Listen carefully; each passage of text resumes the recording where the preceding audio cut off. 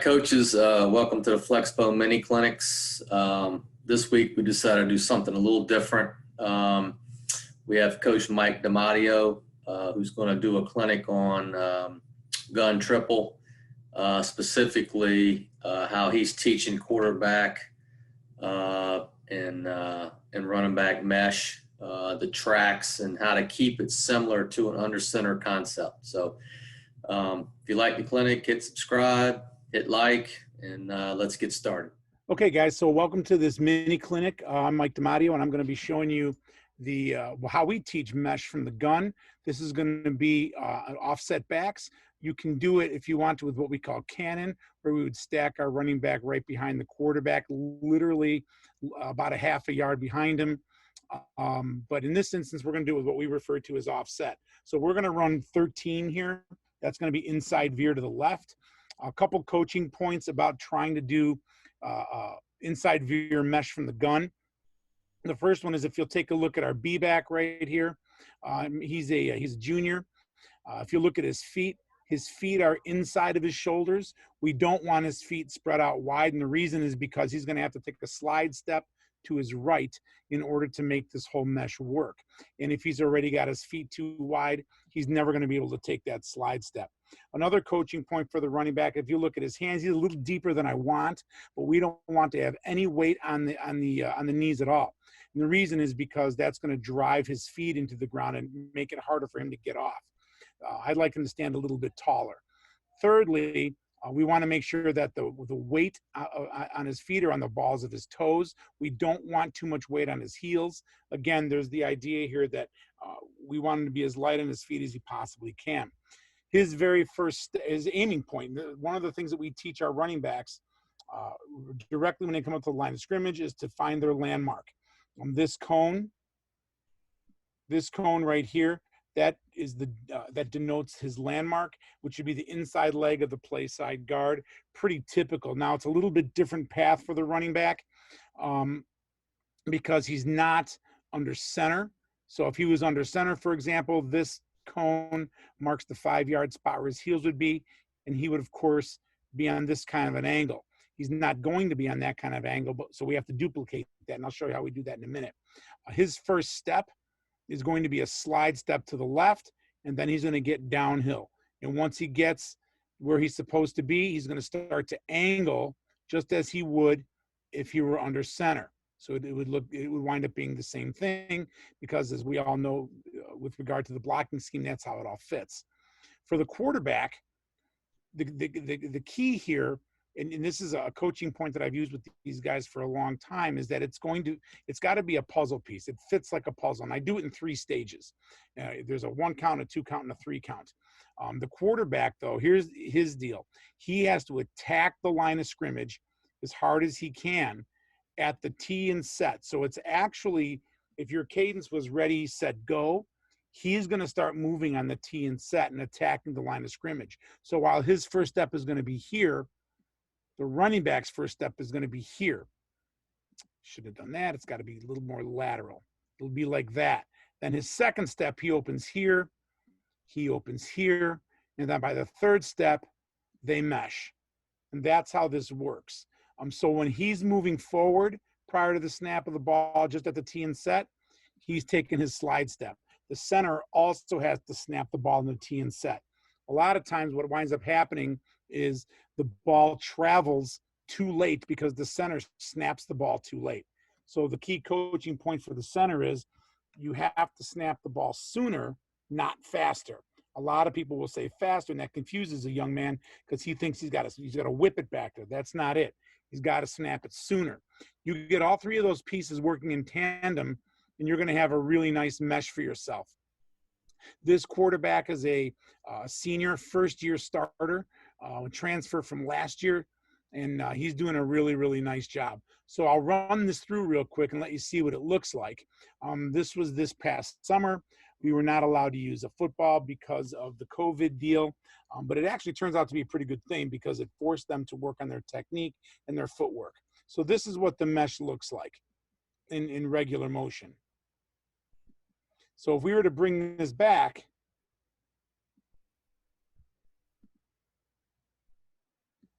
take a look at our running back step.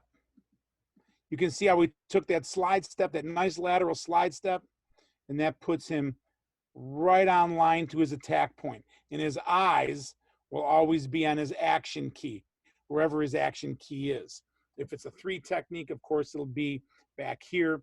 If it's a 1 technique, you know, wherever he needs to look, that's where his action key is going to be. But you can see that he's got the proper path. And that's what we're looking for. If you look at our quarterback, if we run this back just a little bit, you can see where his first footstep is.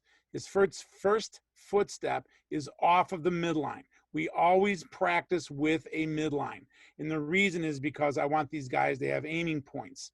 And the ball, you'll see, would be directly fitted with the B-back right there. The problem with our quarterback is he's kind of a tall guy, and he tends to get his feet a little bit spread out. So for my liking, his feet are a little bit too far spread out. But if you look at his back, and this is another coaching point, I like my guys to have a nice straight back. And the reason is because it gives them a better line of sight to their read key. So I like this right here, and I like where his head is positioned. A lot of times quarterbacks will get their head in a bad spot. They'll get their head down a little bit, and they'll hit the running back shoulder pad, and you'll see it catches his face mask. That's a coaching point for the quarterback to know that he's leaning forward too much. We don't want too much forward lean. You get too much forward lean, you're not in a very athletic position. We want our guys to be pretty athletic. His feet look pretty good from the standpoint of where the weight is distributed. What I don't like is he's a little bit too tight to the midline. I'd like for him to be a little bit more in this direction. However, as I said before, he's got long arms. So that particular rule doesn't necessarily apply to a guy with long arms. What I'm saying is they have to find their comfort level, and you as a coach have to help them determine their comfort level and where the mesh is going to fit best.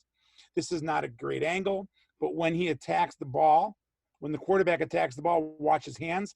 I always teach them that their play side hand is attached to their play side hip. So as he moves forward, his hand should be coming back, and he's not really doing a great job with that. He's got to get his hands back. So what I'm doing here is I'm actually combining, you know, the new school with the old school. I'm a big believer in getting the ball back as far as you can so that you can get that extra half second or, you know, tenth of a second, whatever you want to call it, third of a second to ride. That'll help him make his decision. And he doesn't do a very good job doing that. What he does understand, though, is the idea of attacking the ball on the tee and set. He does a pretty good job there. You can see his second foot. You can see how he gets a little bit too far spread out. Now, if you'll notice our running back, Cole, as he gets to the line of scrimmage, watch what he does. He starts to get back on that running back path that he would have been on had he been under center. That gets him in the proper direction of where he needs to go. So if we were to come back and we were going to run this full speed again, it would look like this. A little bit slow for my taste. This is like our third day of practice, so they're getting better every day. And like I said, our quarterback's got to snap the ball back a little bit. He's got to snap his hands back a little bit more. But he does a really nice job of getting his hands in the position to make the mesh, which I really, really like. The other thing that you'll notice is when he does attack the ball, where does he wind up? Winds up fairly close to, but not quite to where he would be under center. But what is the advantage of where he's at right now is a little bit further away from the line of scrimmage. He doesn't have to necessarily take a drop step to get downhill. And so that, to me, lets him get out of the gate in the front side a little bit faster. If this were midline, he would take another slide step with the B back and wind up about here. And then, of course, if he pulls the ball, he's in this gap right here. So his footwork is actually not too bad. The hard part about doing the mesh from the gun is this. If you see the ball coming back and you see the quarterback's hands right there with not much of a read, that tells you one of two things. It tells you that the center is not snapping the ball soon enough, or it tells you the quarterback, and this is probably the issue, the quarterback is not attacking the line of scrimmage on the tee and set. Remember, the center and the quarterback have to be in tandem. They got to work on that every single day. The centers will get lazy. They will tend to get a bit lazy with that ball and not pay attention to the quarterback. So we take our pre-practice and we work just that snap every single day so that it becomes automatic and he knows to snap that ball in the tee and set. The running back, if he doesn't get the ball, I'm sure everybody tells him this anyway, the very first thing he should do is accelerate through the hole. He has to accelerate through the hole. And the quarterback does the same thing. If it's a give, the quarterback has to accelerate. This is a shell game. And if they're not going to play the shell game properly, we're not going to keep the defense on his toes. So both guys should be going at full speed when this is executed. And once again, take a look at the slide step by Cole. He does a really, really nice job of getting that slide step. And you can see it almost looks like they're making an L. It's a real nice puzzle piece right there. And so to my mind, if you can get the quarterback to attack the line of scrimmage the way he's supposed to on the tee and set, that's going to solve a lot of your problems. If you find that the ball is winding up on the ground, more often than not, it's because the quarterback is not attacking the ball when he's supposed to. Remember, the ball has to journey a fair amount on the snap. So if you're going to run the gun triple, you got to try to help that a little bit. And the way that you do it, as I've said a million times already, I know you're probably getting sick of it, is he's got to attack the ball on the tee and set. But all in all, considering this is our second or third day doing this, this is really not too bad. If you have any questions about anything, you can feel free to email me at spreadoffense@gmail.com, and I'm more than happy to help out. My name is Mike DiMatteo, and if there's anything else I can do for you, feel free to reach out to Coach Rodriguez as well. Thanks a lot, and we'll talk to you soon. All right, coaches, that's all we have for today. Hope you enjoyed it. Make sure you hit the subscribe button, hit the bell. That'll let you know when the next video is going to post. Please head over to our website, flexbonenation.com. The link to the description's below. And Viva la Triple.